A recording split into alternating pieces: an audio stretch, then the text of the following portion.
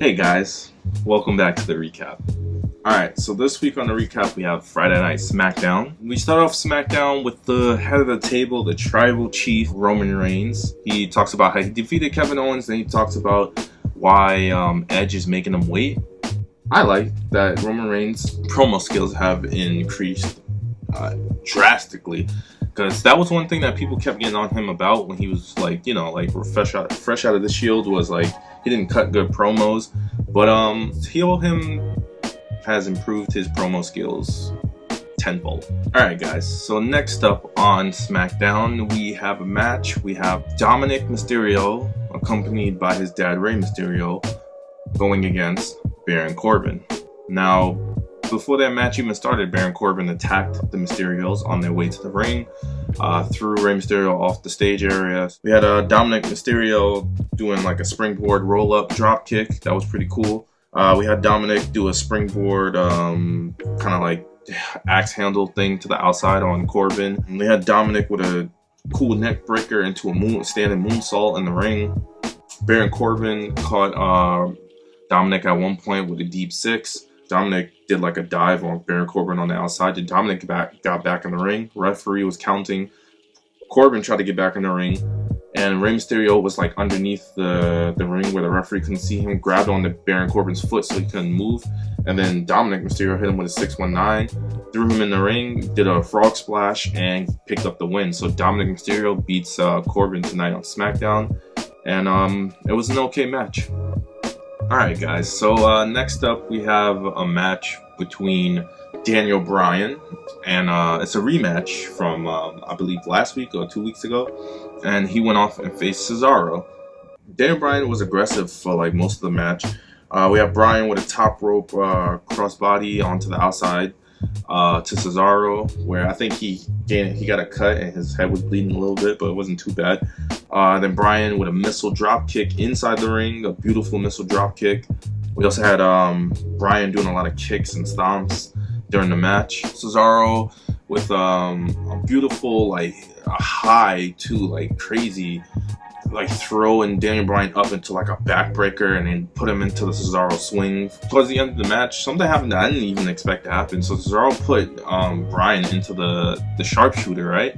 And I thought Bryan was gonna like, somehow get out of it, counter it into the yes lock. Daniel Bryan tapped out pretty quick in the sharpshooter, and Cesaro picked up the win. I didn't think that would happen at all. Cesaro just picks up another win over Bryan. Let's see how the rest of SmackDown goes. Alright guys, so next up we have a match between the role model Bayley and Ruby Riott. It was an okay match. It wasn't bad, but it wasn't great. It was just okay. Some key points in the match: we had Bayley with a nasty like snake eyes on Ruby Riott. I thought Ruby Riott like dislocated her shoulder or something like that, but it was it was just for the storytelling of the match that her arm got hurt. We also had Ruby Riott do like a springboard arm drag off the top rope. That was pretty cool. Bayley kind of reversed Ruby Riott and put her in, I don't know what she calls this move. It's like an arm trap, like front face plant. And Bayley picks up the 1-2-3. So Bayley ends up beating Ruby Riott this week on Friday Night SmackDown. The match was okay. I'm still looking for that match of the night. So far for me, the match of the night is Daniel Bryan versus Cesaro. But let's see if we have something that can change that. Alright guys, so next up we have a tag team match between it's Otis and Gable. And they went off to face the SmackDown Tag Team Champions, which was Dolph Ziggler and Bobby Roode. Some key points in the match: we had Dolph and Gable, some great mat wrestling right at the start. We had Otis with a crazy like overhead throw. He picked up and slammed like Dolph Ziggler and hit him with like a crazy clothesline. We also had Otis do like the the worm, and then he did the he calls it the caterpillar, and hit him with the elbow. We had Gable with the beautiful rolling German suplex. I always love that move. We had Robert Roode take advantage and hit Gable with the glorious DDT, and they picked up the win. So the team of Roode and Ziggler beat Otis and Gable. Alright guys, so we have another match. This match is a triple threat match for the Intercontinental Championship. I really enjoyed this match. Apollo Crews versus Big E versus Sami Zayn. We had Apollo Crews Apollo Crews is very strong. Like, he's kind of short, but he's really strong. I never like really realized that. Apollo Crews hit 3 consecutive German suplexes on Big E. Homage to Chris Benoit. Apollo also hit like a top rope suicide senton. Like, he cleared the ropes and did like a suicide senton onto Big E. And Apollo also hit like a apron moonsault onto Big E on the outside. Apollo was going off in this match, to be honest with you. Big E, if you wonder why I'm looking down, by the way, I have notes.